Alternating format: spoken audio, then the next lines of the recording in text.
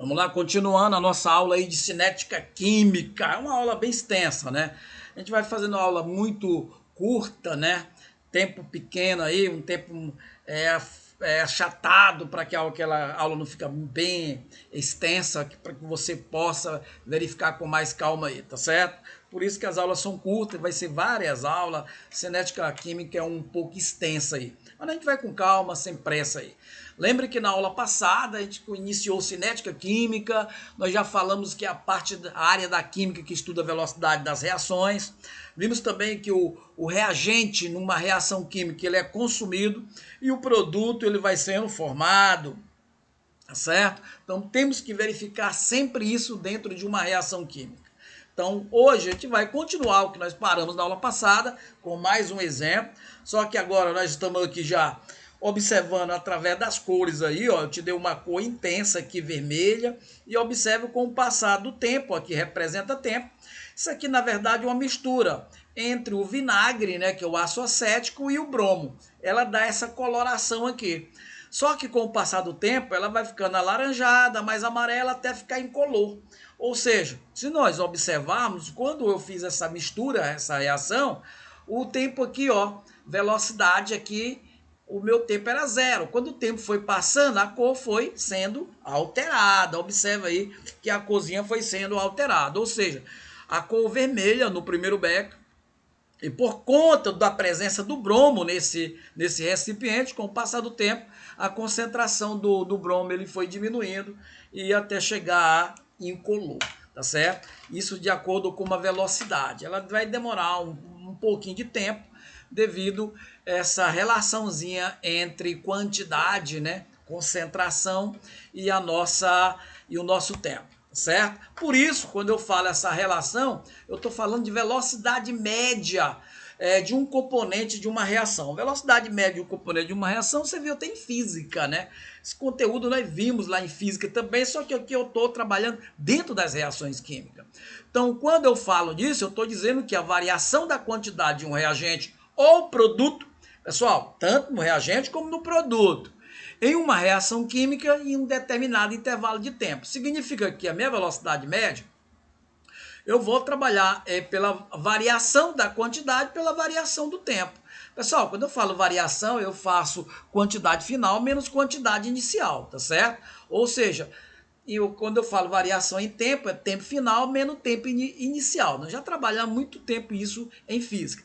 Lembrando que aqui também as quantidades, eu posso trabalhar quantidade relacionada à massa, quantidade relacionada ao número de moles, quantidade relacionada a volume e quantidade, que é mais específico no nosso caso, relacionada à concentração molar, né? Ou mol por litro. E o nosso tempozinho, nosso tempo pode ser trabalhado aqui em segundo, em minuto, pode ser trabalhado em hora, em dia, em mês. Então nós temos que ficar atento que a pergunta vai colocar lá para a gente fazer, tá certo? Mas sempre vai partir dessa reação, vai partir do reagente, que sempre é antes da seta, para o produto, que é depois da seta. Onde vai gerar uma fórmula, que é uma velocidade média. Que essa velocidade média, que nós vamos chamar aqui de Vm, sempre vai ser a variação da quantidade pela variação do tempo. Pessoal, lembrando que essa fórmulazinha ela é dada em módulo, né? Por quê? Porque a velocidade média nunca ela pode ser negativa. Então tem que dar um sinal positivo aí, para isso nós vamos colocar esse valor da quantidade em módulo. E o módulo de qualquer número negativo é sempre positivo, tá certo? A matemática nos ensina isso. Então a velocidade média da reação apresenta uma velocidade, né? Uma reação apresenta uma velocidade que pode ser obtida pela divisão, né? Vamos dividir isso aqui, ó, velocidade de cada componente da reação pelo seu respectivo coeficiente estequiométrico, né? Pessoal, posso trabalhar aqui dentro da estequiometria.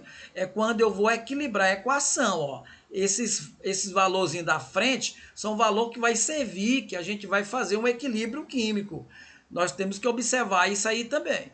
Quando nós fizermos isso, nós não podemos esquecer que a variação é da quantidade e o tempo está levado à estequiometria aqui embaixo, que é o valorzinho que você vai colocar para equilibrar a equação.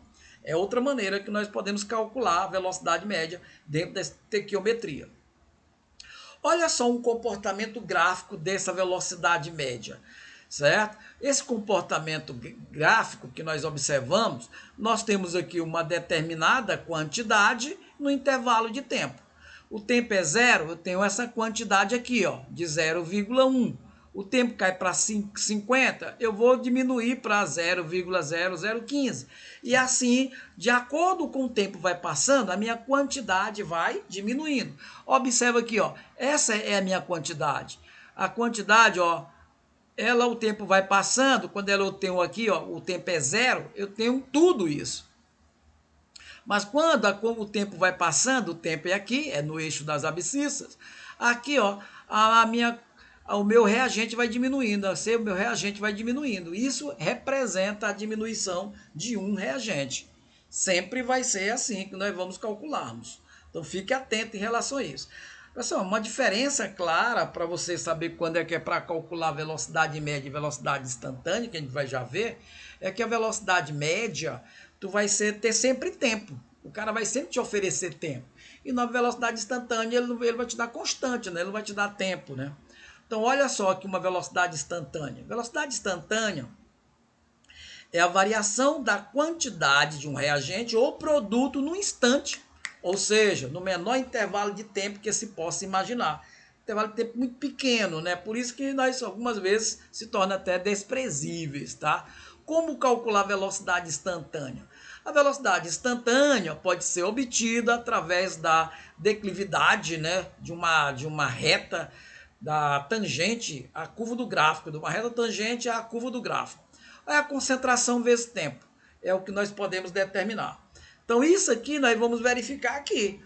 Olha só, te dei o reagente e te dei o produto.